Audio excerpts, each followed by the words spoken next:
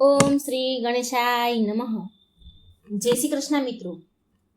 અઢિયાની વાર્તા 11ની વાર્તા છે મિત્રો. અઢિયો એક ભોળો નાનો બાળ છોકરો હતો.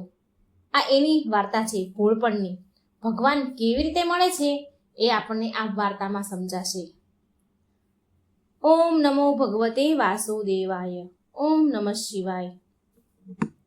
હજારો વર્ષ પહેલાની શ્રદ્ધાની આ વાત છે. 12-13 વર્ષનો જેનું શરીર ગોળ મટોળ હતું, એના મા બાપ નાનપણમાંથી જ ગુજરી ગયા હતા. એ અનાથ છોકરો નદીના કિનારે બેસીને રડી રહ્યો હતો. તો રોજ સવારે એ જ નદીમાં એક સાધુ સંત સ્નાન કરવા આવતા હતા અને રોજ એ મહાત્મા એ અનાથ છોકરાને રડતા જુએ. તો એક દિવસ સાધુએ તે છોકરાને પૂછ્યું કે તું કેમ રોજ આ નદી કિનારે બેસીને રડે છે? તો છોકરો કહે, મહારાજ, હું અનાથ છું. હું લોકોના ભેગો રહીને મજૂરી કરું છું. કોઈના ઘરે ઢોર ઢાખર સાચું છું, તો કોઈના ખેતરમાં કામ કરું છું. પણ મારે ખાવા ઘણું બધું જોઈએ છે, માટે કોઈ મને ભેગું રાખતું નથી. એટલે હું મારા મા બાપને યાદ કરીને રોજ રડું છું. આ સાંભળી મહાત્મા બોલ્યા, અરે બેટા, તું રડીશ નહીં. તારું નામ શું છે?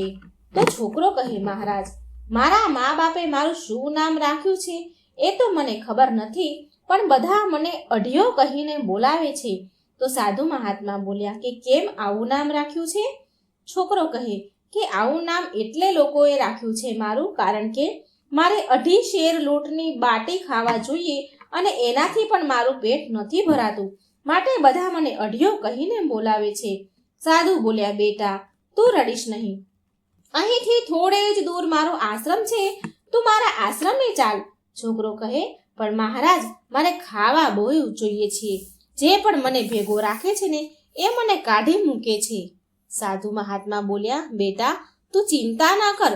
આશ્રમમાં ઘણી બધી દૂધાળી ગાયો છે, તું એની સેવા કરજે અને પેટ ભરીને ભોજન કરજે. અઢિયો સાધુની સાથે આશ્રમમાં જાય છે. અઢિયો તો 2-3 દિવસ આશ્રમમાં રહ્યો. ગાયોની સેવા કરી, છાણ વાસીદા કરે અને પેટ ભરીને જેટલું થાય એટલું કામ કરે અને ભરપેટ ભોજન કરે. થાય એટલું કામ કરે. આમ થોડા દિવસ વીતી ગયા. ત્યારે સાધુએ કહ્યું, બેટા, આ આશ્રમ છે, અહીંયા ભજન કરાય, ભગવાનનું નામ લેવાય અને આશ્રમના નિયમ છે કે એકાદશી જ્યારે આવે ત્યારે ઉપવાસ કરવા. અઢિયો તો સાવ ભોળો. એણે કહ્યું કે ના હો મહારાજ, મારાથી ઉપવાસ તો નહીં થાય. મારે તો દિવસમાં 3 ટાઈમ ખાવા જોઈએ છે. તમે મારી જોડે ઉપવાસ કરાવો તો હું અહીંથી જાઉં છું. આ સાંભળી મહાત્મા બોલ્યા, તો બેટા, તું એક કામ કરજે.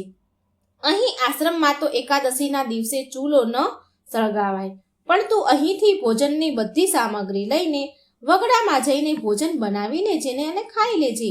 આમ 11 આવી અને અઢિયો તો આશ્રમમાંથી વાસણ, 2.5 શેર લોટ, 2.5 શેર સામગ્રી ભોજનની જે બનાવવાની હોય એ પોટલામાં ભરીને વગડા તરફ ચાલવા લાગ્યો. તો સંત કહે, બેટા, જ્યારે તારે જમવાનું બની જાય ને તો ઠાકોરજીને ભોગ લગાવવાનું ભૂલતો નહીં. ઠાકોરજીને થાળ ધરાવીને જ પછી જ તું જમજે, ભોજન કરજે. અઢિયો કહે, ગુરુજી, મારે તો કોઈ ઠાકોરજી નથી. ભોળા મનથી બોલ્યો, હું તો એમ કહીશ કે ગુરુજીના ઠાકોરજી જમવા આવો. ગુરુજી બોલ્યા, હા ભલે ને, તું તાર જે કેવું હોય તે કહેજે. ભગવાન તો બધાના જ છે. ભગવાન તો ભગવાન જ હોય, પણ ગુરુજી, તમારા ઠાકોરજી બધું ભોજન ખાઈ નહીં જાય ને? અઢિયો તો ભોળા મનથી આવી વાત કરે. ગુરુજી હસવા લાગ્યા તેની માસુમિયત પર, એના ભોળપણ પર, અને બોલ્યા કે ભગવાન તો ભાવનાના ભૂખ્યા છે, એ કઈ આટલું બધું ન ખાય. અઢિયો તો વગડામાં આવ્યો અને નદી કિનારે એક મોટા વડના ઝાડ નીચે લાકડા વીણીને ચૂલો પ્રગટાવ્યો. 1.5 કલાકથી મહેનત કરી અને રસોઈ બનાવીને તૈયાર કરી અને તેને ગુરુજીની વાત યાદ આવી. એક થાળીમાં બધું ભોજન પીરસ્યું અને 2 હાથ જોડીને કહેવા લાગ્યો કે હે ગુરુજીના ઠાકોરજી, તમે ભોગ લેવા આવો. ત્યાં તો સાક્ષાત બ્રહ્માંડનો નાથ શ્રી રામ ભગવાન આવીને પલોઠી વાળીને બેસી ગયા. અઢિયાએ આંખો ખોલી તો ઝળાઝળ તેજવાળા રામ બેઠા છે. એની બાજુમાં ધનુષ પડ્યું છે. પણ ભોળો અઢિયાને તો ભગવાનની કાંઈ ખબર જ નહીં, એટલે તેણે પૂછ્યું, તમે કોણ છો? રામ બોલ્યા, તે તો હમણાં મને બોલાવ્યો કે ઠાકોરજી ભોગ લેવા આવો. અઢિયો કહે, અચ્છા, તો તમે ગુરુજીના ઠાકોરજી છો. પણ ગુરુજી તો કહેતા હતા કે તમે તો ભાવનાના ભૂખ્યા છો, કંઈ ખાવા થોડી આવો. ભોળિયા ભક્તની ભક્તિથી તો ભગવાન રામ ખૂબ જ હસ્યા અને મલક મલક હસી રહ્યા છે. રામ તો પીરસેલો આંખોએ થાળ ખાઈ ગયા અને કહે છે કે તારા ભોજનમાં તો બહુ સ્વાદ છે, તારા હાથનું ભોજન બહુ મીઠું લાગ્યું મને. અઢિયો કહે, હા તો હોય જ ને સ્વાદ. 1.5 કલાકથી આ વગડામાં લાકડા વીણીને માંડ મેં ભોજન બનાવ્યું હતું અને તમે તો બધું જ ખાઈ ગયા. મારા માટે તો કંઈ બચ્યું જ નહીં. ભગવાન રામ તો ભોજન કરીને ત્યાંથી અદૃશ્ય થઈ જાય છે અને અઢિયો તો વાસણનું પોટલું કરીને આશ્રમે આવ્યો અને ગુરુજીને કહે, ગુરુજી, તમે તો કહેતા હતા ને કે તમારા ઠાકોરજી સાચે જ જમવા નહીં આવે, પણ તમારા ઠાકોરજી આવીને મારું બધું જ ભોજન ખાઈ ગયા. હવે મને દૂધ આપો અને રસોઈ સાંજે બનાવીશ. અઢિયો તો એક તાહળી ભરીને દૂધ પી ગયો અને પછી ગુરુજીને કહ્યું કે મારું નામ ભલે અઢિયો રહ્યું, પણ તમારા ઠાકોરજી પણ બહુ ખાધકડા છે. અઢિયાની વાત સાંભળીને ગુરુજીના મનમાં થયું કે આણે વગડામાં લાકડા વીણ્યા હશે, નદીમાં નાયો હશે ને, એટલે બહુ ભૂખ્યો થયો હશે અને એણે જે ભોજન બનાવ્યું હશે એ એના માટે પૂરતું નહીં હોય, ઓછું પડ્યું હશે. ગુરુજીએ કંઈ બહુ ધ્યાન ન દીધું. આમ 15 દિવસ વીત્યા અને પાછી એકાદશી આવી.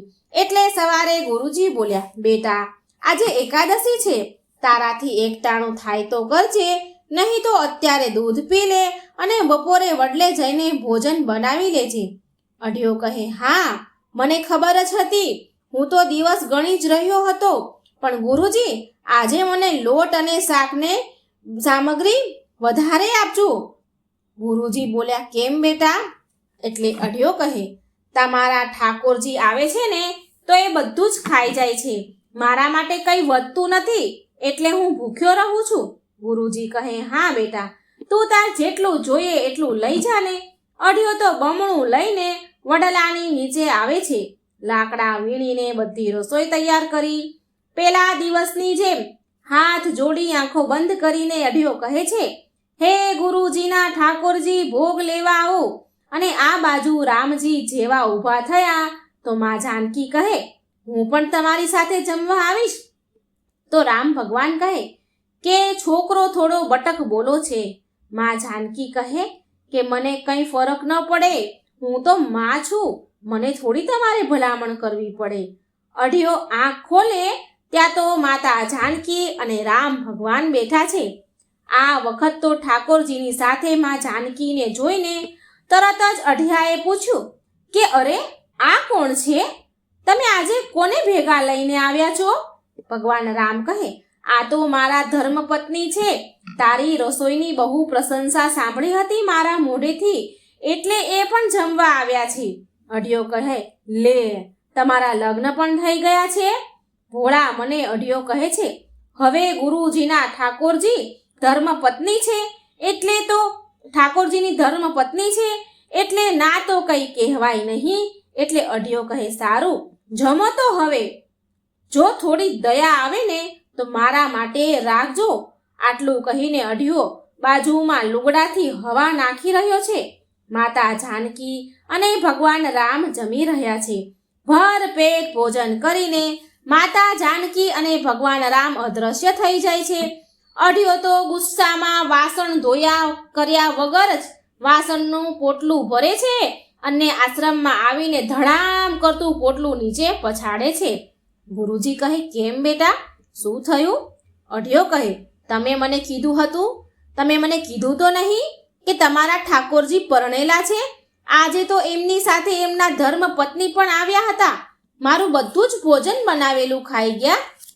આટલું કહીને સીધો બેઠો દૂધ પીવા. ગુરુજી બોલ્યા, આટલો ગુસ્સો કેમ કરે છે બેટા? ભલે ને તું વગડામાં વધારે બનાવીને તારા મિત્રોને ભોજન કરાવી દેતો હોય ને તો મને કાંઈ વાંધો નથી. આમ કરતા પાછા 15 દિવસ થયા અને 11સ આવી. સવારે વહેલા ઉઠીને અઢિયાએ ગુરુજીને કહ્યું કે તમારા ઠાકોરજી સાથે એમના પત્ની પણ આવે છે, એટલે વધારે 3 જણા પૂરતું વધારે અનાજ આપજો મને. ગુરુજીને તો એમ લાગ્યું કે એના મિત્રોને વધારે ભોજન બનાવીને ખવડાવી દેતો હશે. ભલે ને ખવડાવે, આ આશ્રમમાં મા જગદંબાની કૃપા છે. સારું, કંઈ વાંધો નહીં, કહી ગુરુજીએ વધારે સામાન આપ્યો ભોજનનો અને અઢિયો વળી વગડામાં જઈને બધું ભોજન તૈયાર કરીને બેઠો છે. 2 હાથ જોડીને કહ્યું કે હે ગુરુજીના ઠાકોરજીના પત્ની ભોગ લેવા આવો. અને આ બાજુ માતા જાનકી અને રામ ઊભા થયા. ત્યાં તો ભાઈ લક્ષ્મણે કહ્યું, હું પણ તમારી સાથે આવીશ. રામજી કહે કે નહીં લક્ષ્મણ, છોકરો થોડો બટક બોલો છે અને તું રહ્યો શેષનાગનો અવતાર. એ કંઈક બોલશે તો તને ક્રોધ આવશે અને ફૂફાડા મારીશ. એનો ભક્તિ ભાવ મારા હૃદયને સ્પર્શી ગયો છે. પ્રભુ લક્ષ્મણ બોલ્યા. તોય લક્ષ્મણ બોલ્યા કે ના ભાઈ, હું તો તમારી ભેગો જ આવીશ. શ્રી રામ કહે છે કે એ ભોળા ભક્તની ભક્તિ મને સ્પર્શી ગઈ છે, પણ લક્ષ્મણજી છતાં પણ સાથે આવે છે. અડિયો આંખ ખોલે છે ત્યાં તો ભગવાન રામ, માતા જાનકી અને ભાઈ લક્ષ્મણ એની સામે બેઠા છે. અઢિયાએ તો ગુસ્સે થઈને લાલ ચોળ થયો અને ભગવાન સામે જોયું ને ગુસ્સાથી પૂછ્યું, આ વળી ત્રીજું કોણ લઈને આવ્યા છો તમે? ભગવાન રામ કહે, આ મારો ભાઈ લક્ષ્મણ છે. અઢિયો કહે, એમ છે, સારું, ત્યારે જમો 3 જણા. આટલી મહેનત કરીને તમારી માટે તો ભોજન બનાવ્યું છે. મારા ગુરુજી સારા છે માટે મને રોજ બહુ બધો સામાન આપે છે, પણ મારા ગુરુજીના ઠાકોરજી સારા નથી. એ રોજ ગમે તેમ કરીને એકાદશીનો ઉપવાસ મને કરાવી જ દે છે. આમ અઢિયો તો બહુ ગુસ્સેથી બોલે છે. લો તો ઠપકારો તમે 3 જણા. અઢિયો બાજુમાં બેસીને હવા નાખી રહ્યો છે. 3 જણાને જમાડી રહ્યો છે. ભર પેટ ભોજન કરી અને ભગવાન રામ, લક્ષ્મણ અને સીતાજી ત્યાંથી અદ્રશ્ય થઈ ગયા. એટલે ફરીથી એઠા વાસણનું પોટલું બાંધીને આશ્રમમાં જઈને છૂટો ઘા કરે છે. ગુરુજી કહે, અરે શું થયું બેટા? અઢિયો કહે, અરે તમારા ઠાકોરજી સાથે તેમના પત્ની તો આવતા જ હતા, પણ આજે તો તમારા ઠાકોરજીના ભાઈ પણ સાથે આવ્યા હતા. આટલું કહીને અઢિયો 2 વાટકા ભરીને દૂધ પીને સૂઈ ગયો. આમ ફરી દિવસ પસાર થયા અને એકાદશી આવી. અઢિયાએ તો ગુરુજીને જઈને કહ્યું કે પહેલા વખત કરતા આજે 4 જણા માટેનું ભોજન સામગ્રી આપજો. ગુરુજી કહે, હા, તું તારે જેટલું જોઈએ એટલું લઈ જાને. બધી વસ્તુ ભેગી કરીને અઢિયાએ તો પોટલું બાંધ્યું અને વગડામાં ગયો. આ વખતે તો અઢિયો રસોઈ બનાવ્યા વગર જ 2 હાથ જોડીને પ્રાર્થના કરવા લાગ્યા. ગુરુજીના ઠાકોરજી, એમના પત્ની, ગુરુજીના ઠાકોરજીના ભાઈ બધા ભોગ લેવા આવો.